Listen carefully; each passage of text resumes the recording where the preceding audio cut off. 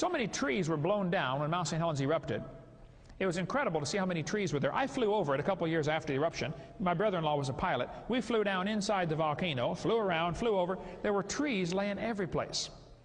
Now, if you've never been to Oregon or Washington to see the giant trees on the west coast, you won't know what I'm talking about. But these trees are gigantic. Some of the trees are 8 foot in diameter. Anybody ever been to Washington or Oregon and see those massive trees out there? In the Midwest, you just can't appreciate the size of those things. You need to go see them. But the trees were blown down, and they laid every place. I sat on the airplane next to one of the vice presidents from Weyerhaeuser Lumber Company as I flew back from that area a couple months ago. He said, Brother Hovind, do you want to know the difference between government property and private property? I said, yeah. He said, well, when those trees were blown down in Mount St. Helens, we owned about half of the property that was destroyed. The government owned the other half. They decided to let nature regenerate on its own. You know, a bunch of tree huggers went out there and said, oh, we need to save these dead trees. Let's let them lay there. Don't bother the trees. So we went out and picked up all the dead trees on our property and planted new trees and started growing again. He said, since they did not clean up their area and plant it, erosion washed off most of the topsoil, and the ground is basically ruined. Today, their trees are about 3 feet tall 20 years later. He said, in our area, we cleared out the debris and planted new trees, little bitty ones, seedlings, and today they're 20 feet tall. He said, our area looks like a very rapidly growing forest, and theirs looks still devastated 20 years later. See, the environmental movement, folks, is not about saving the environment. It's about Karl Marx's communist plank number 1, abolish private property. God told us we're supposed to be the stewards of this earth, and it's okay to cut a tree down. One guy was getting all upset. He said, trees have rights. I said, well, sir, I believe oxygen molecules have rights too, and you ought to quit breathing. How far do you carry this anyway? It's a tree, man. Cut it down and plant another one if you'd like. But they hauled out logs out of this. I heard, somebody told me they hauled out 900 truckloads of logs every day for 6 years. I don't know if that number's right, but they hauled out millions of trees, and they got less than 10% of what was blown down. It was unreal, the devastation from that one volcano blowing the trees down. It blew so many trees into Spirit Lake, you could actually walk across the water. Thousands of trees were floating in Spirit Lake. 2,000 acres of lake was covered with wood. None of the trees grew there. As these trees were floating back and forth, the wind blew them back and forth and rolled all the bark off. Of course, we'll show you pictures of that in a minute. It moved the log mat from one end to the other of the lake and back and forth. It's still there today. Go out there right now. The logs are still floating in Spirit Lake. It's been over 20 years, and they're still there, some of them, still floating. Many of the logs began floating in the upright position. The root end, generally the root end is pointed down, and these logs are floating just barely above the surface. Many of them began to sink to the bottom and get stuck in the mud. Some of the logs are already 15 or 20 feet deep in mud at the bottom of Spirit Lake. It looks like they grew there. They did not grow there. Those trees are being buried in mud, and if that area ever dries out, the trees are going to petrify standing up. Petrified trees standing up, running through many layers of earth, are found all over the world. It's a very common feature. It's called a polystrata fossil. Petrified trees standing up. This had to form during the flood. It did not form over slow, long eons of time. Now, if that tree ever gets the dirt washed away from it, it's going to fall over. Here it was petrified standing up, and petrified trees standing up are very common. Here's me standing by some in Yellowstone National Park.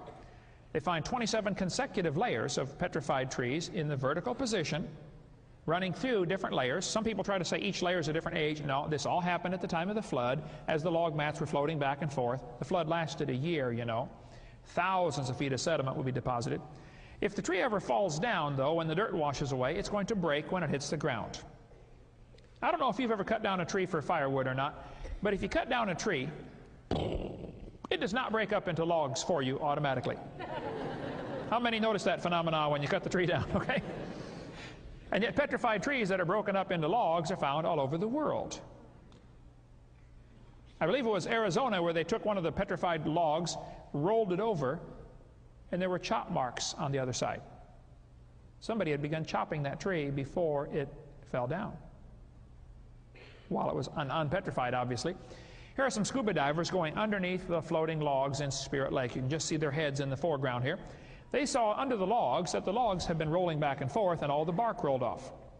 All that bark and debris settled to the bottom, and there's a 3 or 4 foot thick layer of bark at the bottom of Spirit Lake. That bark is going to get covered up with layers of mud, and it's going to turn to coal. Coal is obviously formed from plant debris, vegetation, buried under pressure. Coal can be made in 1 hour in the laboratory. They take plant material under pressure and heat and convert it to coal in 1 hour. I think after the flood, the deeper layers were buried and they were pressed and turned to coal probably in maybe a few hundred years. But during the flood, the log mats from the destroyed forest would be floating around, and they'd be leaving a debris trail behind them. Maybe a huge log mat as big as Texas would float by. Then 2 weeks later, there'd be some more mud on top as the sediments settle out, and then the trees float back and leave another trail of debris, and they eventually get buried into what we call strip mines for coal. You have coal around here in Missouri? I'm from central Illinois, and there's just all sorts of coal mines. And I remember as a kid, my dad would always take us out to the coal mines, and we would watch the machinery and study and pick up fossils and stuff associated with the coal. Coal is nearly always found in nice, neat layers. I debated Dr. Eugenia Scott on the radio one time, and she said, Dr. Hovind, there are 80 separate layers of coal in the Midwest. If you look at the amount of coal in the world, the entire biomass of the world today could not possibly be converted to that much fossil fuel. There had to have been an enormous amount of time laying down the seams of coal. Oh, sorry, Jeannie, you got a problem in your philosophy here. It's true there's 80 separate layers of coal, and it's true there's not enough trees to make all the coal. She's right. However, she is assuming the world before the flood was like it is today. See, the world today is 70% underwater. Suppose the world before the flood was only 20% underwater. It was mostly land, and suppose it had hyperbaric conditions, extra air pressure, extra carbon dioxide, and the trees were enormous every place. A lot of the world today is not only underwater, some more of it's under ice, and more of it's under desert. It's just not livable. Very little of the Earth's surface is habitable for man, only about 3%. I don't think that's the way God made it. Today we live in a destroyed world, but the original creation was a lot different. So I think what happened, that pre-flood world had a lot more trees, lots bigger trees, and that's what formed the coal seams. Branching coal seams are frequently found. They drill down, hit coal, drill down through dirt, hit more coal. But when you trace the coal seams, several miles away, they connect together. Branching coal seams prove the layers are not different ages. They all happened at the same time. Some places the coal is 100 feet thick. That would take a lot of trees to make all that coal. And in the coal, they find human artifacts, like this bell found inside a lump of coal. Newt Anderson found it. He's got it sitting on his desk. Call him up. There's his phone number. A bell inside a lump of coal. This vessel was found in solid rock, supposed to be 600 million years old. What looked like a spark plug was found encased in solid rock.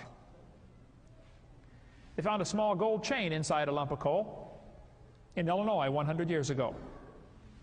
A carved stone was found in a coal mine in Iowa. An iron cup found in a coal mine in Oklahoma. The sole of a shoe was found in a coal mine in Nevada. Broke open a piece of coal, and there was the sole of a shoe in there. You could still see the stitching. See, even the twist of the thread was visible.